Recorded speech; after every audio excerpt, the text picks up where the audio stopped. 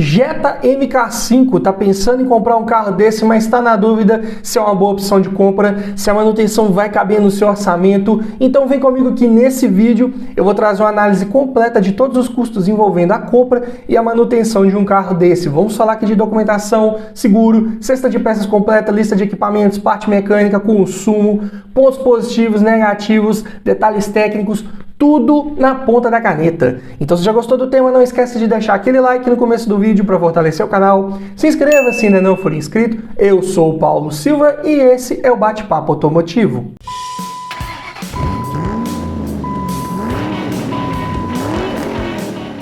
E o Jetta aqui em análise é com motor 2.5 20 válvulas a gasolina e câmbio automático ano 2007. E essa aqui é a versão única do Jetta nesse ano modelo. E vamos começar falando aqui dos custos envolvendo a compra de um carro desse. E todos os preços que eu disser nesse vídeo foram cotados em setembro de 2022. Começando aqui pela tabela da KBB, que nesse vídeo vai fazer referência a um veículo em bom estado de conservação, com a quilometragem média de 10 mil quilômetros rodados por ano e preço médio de venda particular. Está em R$ 32.428. Já a tabela FIPE, curiosamente, um pouco abaixo desse valor, R$ 32.042. E uma vez adquirindo um veículo desse, você vai precisar fazer a transferência de propriedade dele para o seu nome. E a taxa de transferência esse ano está em R$ 233,74. E ele já não tiver as placas Mercosul instaladas, você também vai precisar colocar essas placas. Em média, aqui na minha região é cobrado em torno de R$ 300.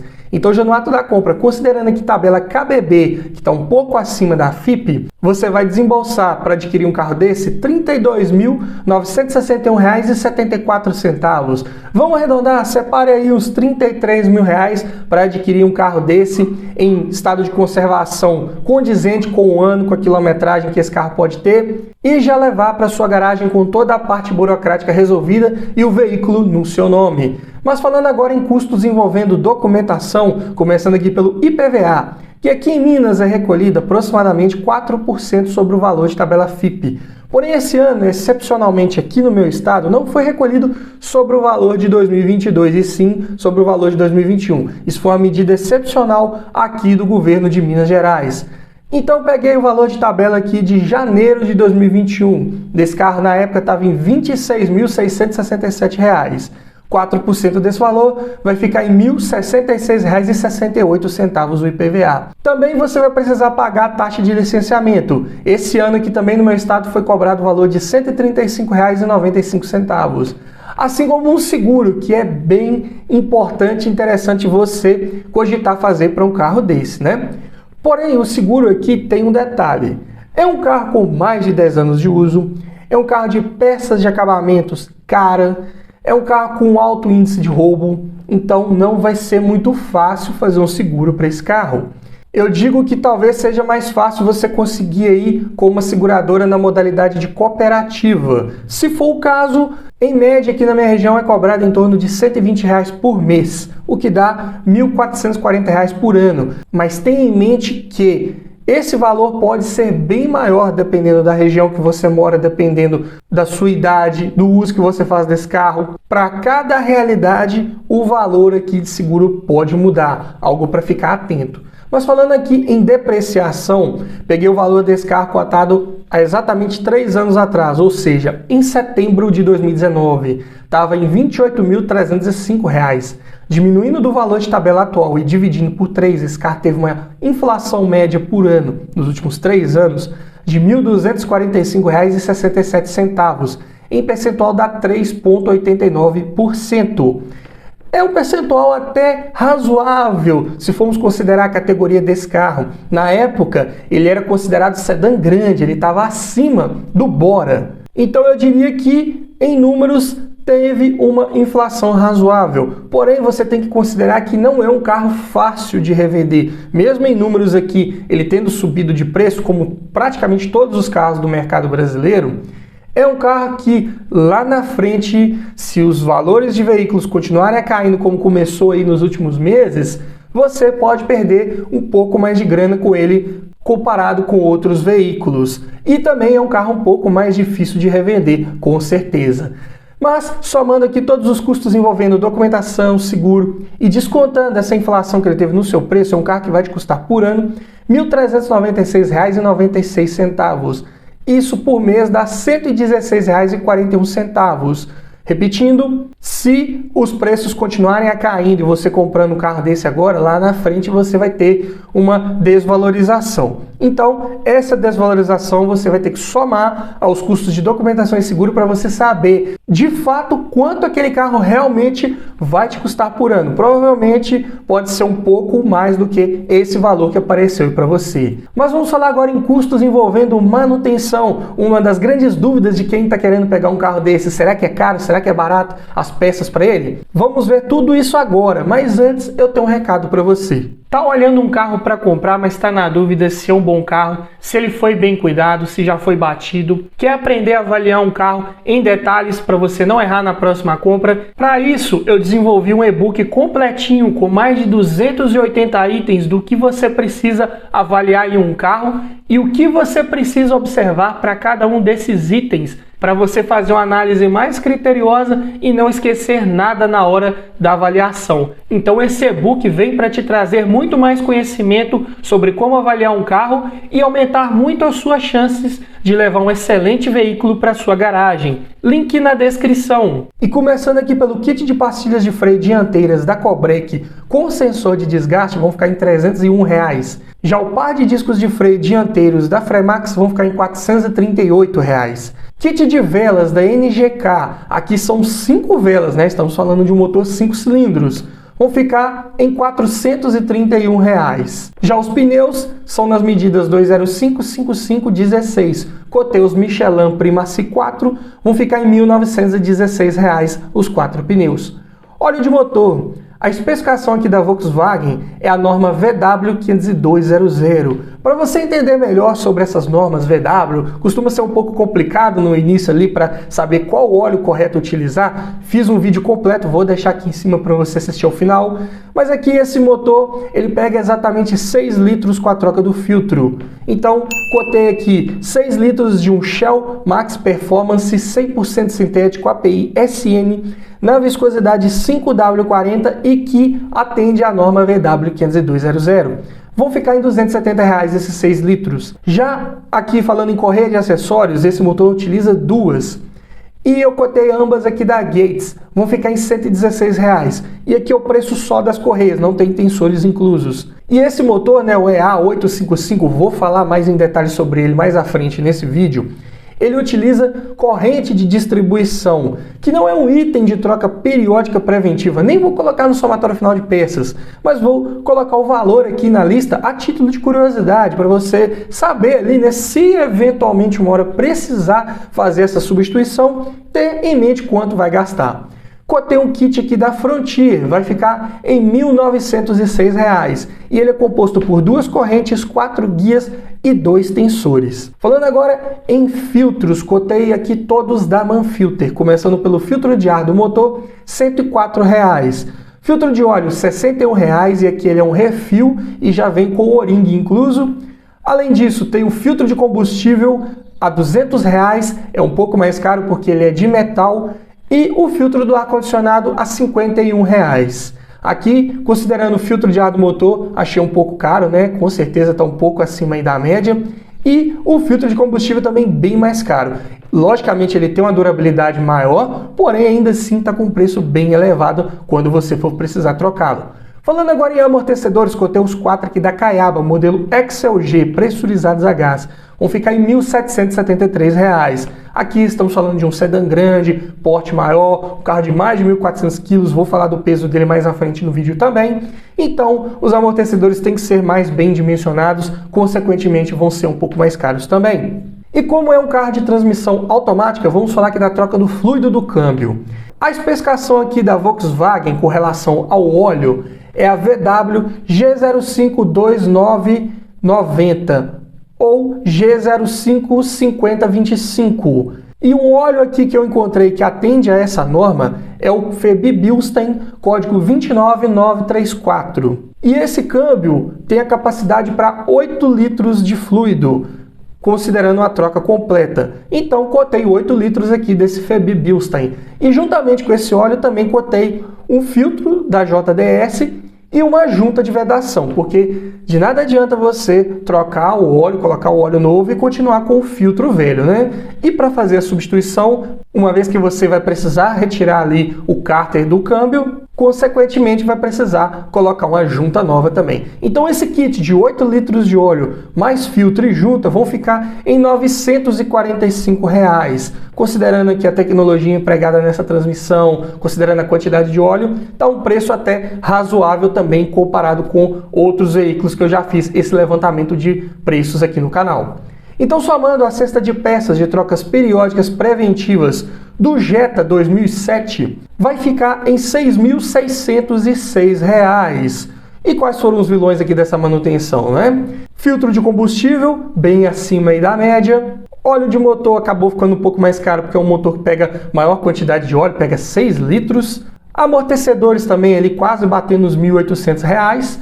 E também tem uma manutenção extra, que é a troca do fluido do câmbio, né? Estamos falando de um carro automático. Então, não é um carro tão barato de manter, considerando aqui manutenção preventiva. E na manutenção corretiva também não é diferente. Eu vou falar um pouco mais em detalhes sobre isso à frente nesse vídeo. Mas falando agora em custos envolvendo abastecimento, começando aqui pelo custo do tanque cheio. Esse carro tem um motor apenas a gasolina, e a gasolina aqui na minha região está numa média de R$ 4,99 o litro. E ele possui um tanque de 55 litros, então vai ficar em R$ 274,45 para completar o tanque do Jetta. E falando agora em consumo, peguei aqui dados de ficha técnica.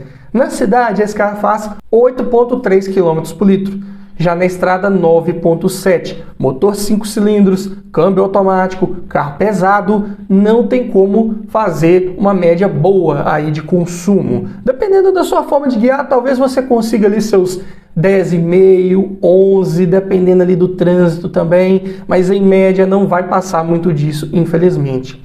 Ainda falando em dados de ficha técnica, agora na parte de autonomia, na cidade, com o tanque cheio, esse carro pode rodar 457 km, já na estrada, 534. Apesar de ter um tanque ali de capacidade mediana, o consumo de combustível é bem alto, então a autonomia fica bem prejudicada.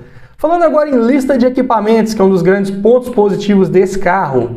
Como itens de série aqui, ele vem com direção elétrica, com ajuste de altura e profundidade, vidro elétrico nas 4 portas, travas elétricas, retrovisores elétricos com rebatimento, alarme, rodas de liga leve, ar-condicionado digital de 2 zonas com refrigeração para o porta-luvas e saída de ar para o banco traseiro, computador de bordo, controlador de velocidade, retrovisor fotocrômico, duplo airbag frontal, duplo airbag lateral, duplo airbag de cortina, mais freios ABS, encosto de cabeça e cinto de 3 pontos para todo mundo, controle de tração e estabilidade e faróis e lanternas de neblina. E além disso, contava com os opcionais de bancos de couro, teto solar elétrico, faróis de xenon e sensor de estacionamento traseiro.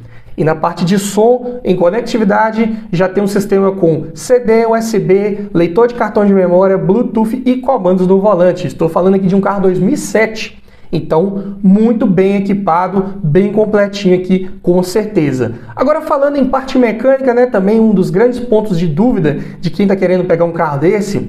Aqui ele utiliza o motor EA855, origem Volkswagen, também Audi. É um motor de construção um pouco mais complexa, como eu falei aqui. Ele tem 5 cilindros, 4 válvulas por cilindro, então aqui ele é um 20 válvulas, com 2 comandos de válvulas no cabeçote, acionados por corrente, então uma manutenção a menos para você se preocupar aí com relação à troca de correia dentada, né? E conta com um variador de fase para as válvulas de admissão, então esse motor ele respira um pouco melhor também em baixos giros. Nessa primeira geração desse motor EA855, né, ele gera 150 cavalos a 5.000 RPMs e 23,3 kgfm de torque a 3.750 RPMs. Mesmo se tratando aqui de um motor multiválvulas, até que esse torque máximo vem num giro bem adequado. Mesmo para um carro pesado de 1.469 kg, não é leve mesmo, de fato. Então a relação de peso-potência ficou em 9,8 kg por cavalo. Até razoável, interessante, não é aquele carro assim que você vai grudar muito no banco, mas ele tem um desempenho bem razoável, bem satisfatório, não vai te passar sustos em retomadas de velocidade, em ultrapassagens, até porque o 0 a 100 dele aqui também está bem adequado, 9,6 segundos para um sedã médio. Não é melhor porque aqui ele é equipado com câmbio automático convencional acoplado ao motor por conversor de torque. Então esse conversor de torque, para priorizar um pouco a suavidade ali nas arrancadas, nas trocas de marcha, ele acaba perdendo um pouquinho de tempo ali no 0 a 100. Mas mesmo assim é um câmbio bem confiável, bem resistente. Aquele é o Aisin TF60SN, famoso Tiptronic 09G, automático de 6 marchas com opções de trocas manuais, sequenciais, o que já é bem interessante. Falei em detalhes sobre esse câmbio nesse vídeo aqui, em que eu falo dos pontos positivos e negativos, tudo que você precisa observar ali antes de comprar um carro com esse tipo de transmissão. E já na parte de suspensão ele conta com McPherson na dianteira e Multilink na traseira, o que é um grande ponto positivo. É um carro que vai ter muita estabilidade e muita segurança ao fazer curvas. Não rola carroceria com facilidade, ele vai ser bem satisfatório nesse quesito. Além de freios a disco nas 4 rodas, sendo ventilados na dianteira e sólidos na traseira. Direção é elétrica, também tem assistência variável ali de acordo com a velocidade, o que também é um grande ponto positivo. E o porta-malas tem enormes 527 litros de capacidade, então dá para levar bagagens da família inteira sem maiores problemas. Além disso, você conta com bancos traseiros rebatíveis e bipartidos, dá para aumentar bastante a capacidade de carga desse carro se você precisar. E também ele conta com a abertura da tampa por sistema pantográfico, que não rouba espaço das bagagens, não corre-se o risco de danificar as bagagens, então bem interessante com certeza. Já que estamos falando aqui de pontos positivos, né? É um motor bem resistente, bem confiável, se você cuidar bem dele, se ele tiver sido bem cuidado durante toda a sua vida útil, tiver passado pelas manutenções preventivas, corretivas ali, da forma como deve ser feito, como vem descrito no manual do proprietário. Claro que não é um motor barato de manter, com certeza não é, mas é um motor bem resistente, de funcionamento suave, apesar de ser uns 5 cilindros, né? A tendência é que ele seja mais ruidoso, vibre mais, mas aqui foi feito um trabalho bem minucioso aí na parte de balanceamento dinâmico para esse motor entregar o melhor desempenho da forma mais suave possível. Além disso, é um carro de ótimo espaço e acabamento internos. Utiliza materiais de boa qualidade ali no painel, nos forros de porta, nos bancos, porta-malas enorme, como eu falei aqui, números, excelente lista de equipamentos para um sedã 2007, dava show em vários de seus concorrentes aí na época. Ótima estabilidade ao fazer curvas, como eu falei, né? Conta com suspensão multilink na traseira. Excelente prazer ao guiar, tem uma pegada mais esportiva mesmo, é um carro feito para você que gosta de guiar, gosta de andar bem, claro, né, de forma responsável, mas é um carro de bom desempenho e por essas e outras razões é um carro de ótimo custo-benefício. Pelo valor dele, olha só, na faixa aí dos R$32 mil, né, tabela FIPE, você está levando muitos equipamentos aí que só viriam muito depois aí em carros aí em sedãs médios. Então pode ser uma ótima opção de compra com certeza. Mas é claro que eu tenho que falar também aqui dos pontos de atenção para você ficar ligado antes de pegar um carro desse. Como eu disse, manutenção é cara, não tem o que fazer, principalmente na parte corretiva. Suspensão traseira, as buchas são caras. Parte de câmbio, se der algum problema, nem se fala, né? Motor em si também tem que tomar cuidado para não ter maiores problemas ali, precisar abrir, fazer algum procedimento de retífica, algo assim, porque também vai ser bem caro. Tem que cuidar bem da manutenção preventiva para não ter maiores gastos. Além disso, já tem escassez de algumas peças, tanto de acabamento internos quanto externos e quanto peças mecânicas também. Não é um motor que foi amplamente, largamente utilizado aí no mercado, então é um pouco mais difícil de encontrar algumas peças que são exclusivas dele. Falei também em peças de acabamento, né? É algo que é um pouco mais difícil de encontrar, tem muita coisa ali que é exclusiva desse Jetta, é mais caro, é um carro visado para roubo, o seguro, se você conseguir fazer, vai ser um pouco mais caro também, não tem muito o que fazer. É um carro de consumo de combustível mais elevado, também não há muito o que fazer quanto a isso. Você também tem que ficar atento ali com a questão do câmbio automático, né? Da mesma forma ali que o motor, se ele já passou por todas as manutenções preventivas, troca de óleo e filtro ali no tempo correto, porque senão também pode te gerar problemas e te gerar um custo de manutenção corretiva bem mais caros futuramente. E por essas e outras razões é um carro mais desvalorizado hoje em dia. Olha só, na faixa aí dos 32 mil reais, né? É um carro que você paga barato hoje para ter tudo o que ele entrega.